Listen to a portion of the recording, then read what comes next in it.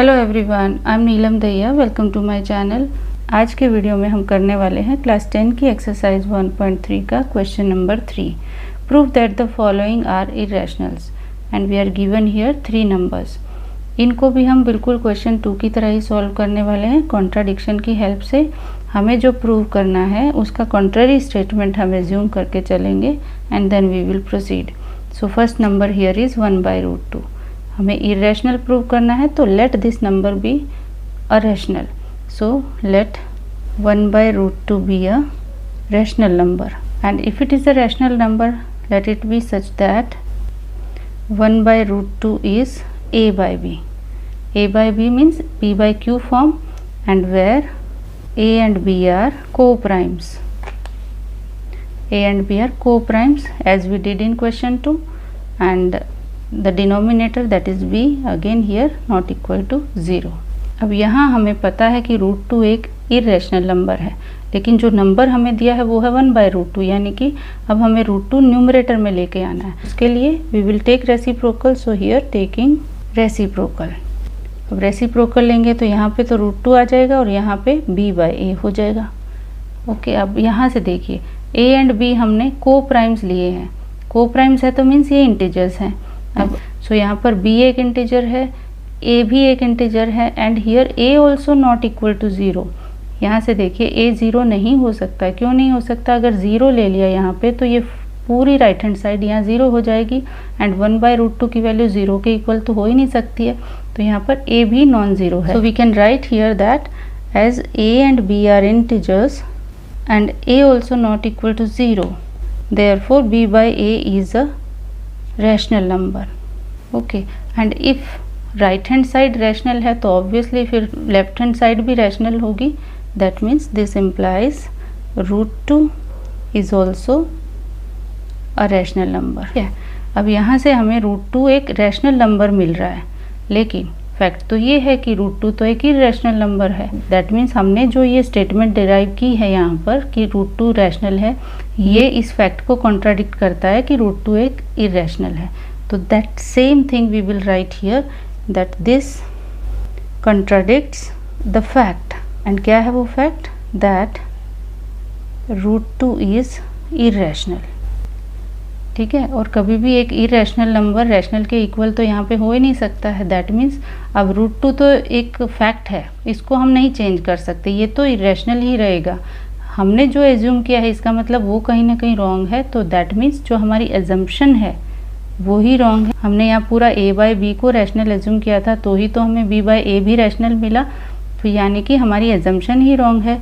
So this implies our assumption is wrong, and hence we can write 1/√2 is irrational। ठीक है, बिल्कुल same way हम part 2 करेंगे, and second part number is 7√5। इसको भी बिल्कुल ऐसे ही हम रैशनल नंबर एज्यूम करेंगे एंड देन बाद में उसको हम रॉन्ग प्रूव करेंगे। तो यहाँ पर let 7√5 be a rational number such that 7√5 को फिर से हम a/b की फॉर्म में लेंगे, p/q form, and where a and b are coprimes and b not equal to 0। बिल्कुल same statement in each sum. अब यहाँ पे सेम जैसे हमने इस फर्स्ट पार्ट में √2 की वैल्यू निकाली थी, हमें यहाँ √5 में दिया है एक नंबर, √5 के साथ दिया है नंबर, तो हम यहाँ से हम √5 की वैल्यू निकालेंगे। तो 7 को हमें ट्रांसपोज करना पड़ेगा, √5 हो जाएगा a/7b। 7 को इधर लाएंगे तो a/7b हो जाएगा। अब a/b रैशनल है तो a/7b भी रैशनल होगा। कैसे होगा? यहाँ पर भी a and b both are integers, और अगर b नॉट इक्वल टू 0 है तो फिर 7b भी नॉन ज़ीरो होगा। ठीक है, सो यहाँ पर as a and b are integers and 7b not equal to 0, therefore a/7b is a rational number. ठीक है, और अगर ये रैशनल है तो फिर √5 भी रैशनल होगा, and this implies √5 is a rational number.